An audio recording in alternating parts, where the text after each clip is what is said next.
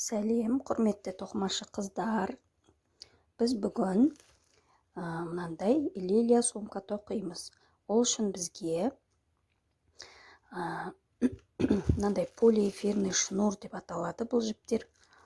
Осындай жіптердің үшеуі керек.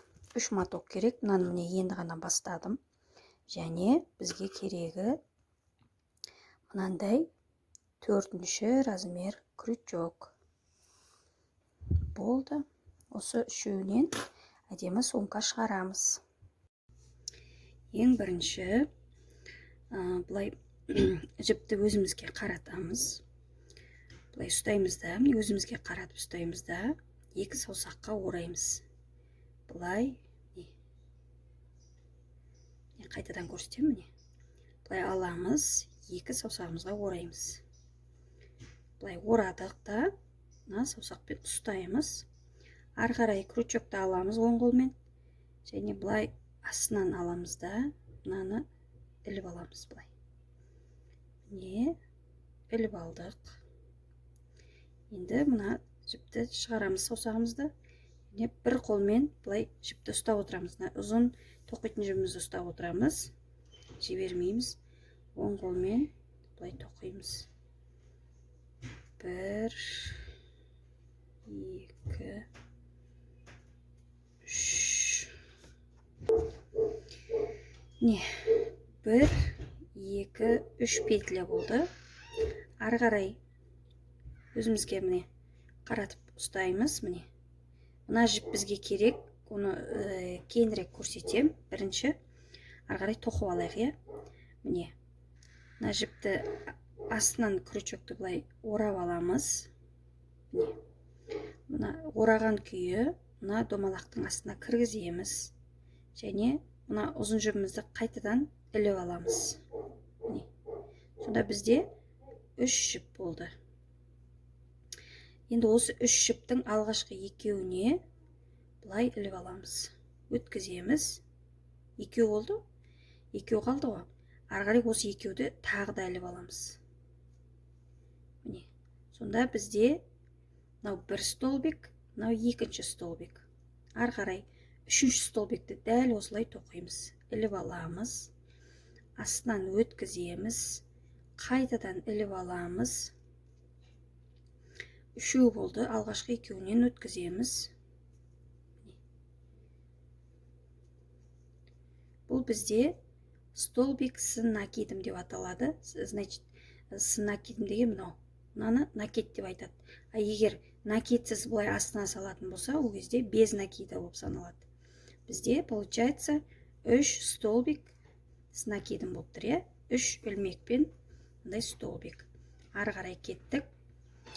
2 петля іліп аламыз. 1, 2.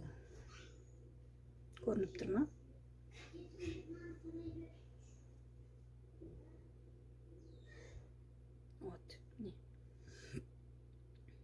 Ары қарай дәл осы 3 столбикті қайталаймыз тағы да. Не?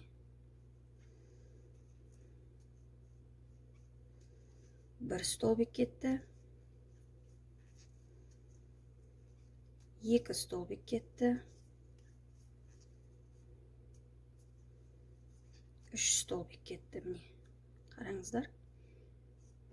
Значит, мынау бірінші крылосы, мынау екінші крылосы. Ары қарай тағы да жалғастырамыз осылай. 1, 2 ілмек іліп аламыз. Іліп аламыз. Ары қарай осыны тағы да жалғастырамыз. 1 баған. 2 баған. 3 баған. Не? Уже бізде кішкене бір нәрсе пайда болды. Ары қарай тағы жалғастырамыз. 1, 2. Уже мынаны жаймен тартып қою керек. Бізге мынандай 3 бағаннан тұратын мынандай өрнектің бізге 4-еуі керек. 1, 2, 3. Енді біз 4-шісін тоқимыз.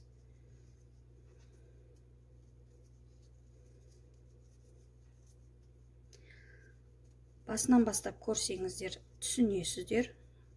3 столбикті қалай тоқығанымды көрсеттім. Ары қарай уақытты алмаймыз. Енді қараңыздар, 1 2 3 4 өрнектің 4 жағын тоқып болдық. Енді мынаны астынан қысқа жібімізді тартамыз қаттырақ. Прям қатты тартамыз, өйткені бұл біздің сумканың ең түбі, ең соңғы. Астынан тесік ашық болса, заттарыңыз түсіп қалуы мүмкін. Тарттық, ары қарай. Енді мынаумен мынаны байланыстыруымыз керек. Бұл 4 пүш болу керек. Мына жерде байланыстыруымыз керек. Сол үшін 1 2 деп аламыз. 2 бағаны тоқыдық. 2 ілмек тоқыдық. Енді қараңыздар. Анықтап көрсетейін, міне. Ең басында бағана біз 3 ілмектен бастадық, домалаққа 3 ілмек тоқыдық. Бұл біздің бірінші столбигіміз болып саналады.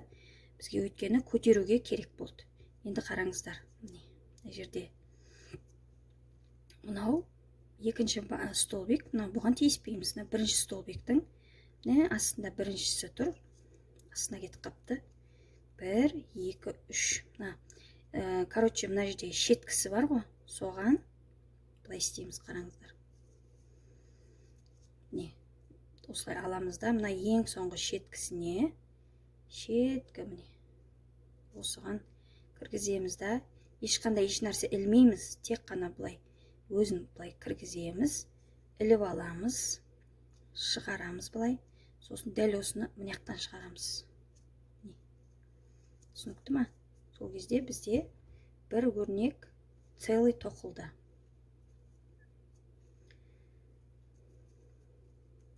Қайталап паузаға қойып көрсеңіздер болады.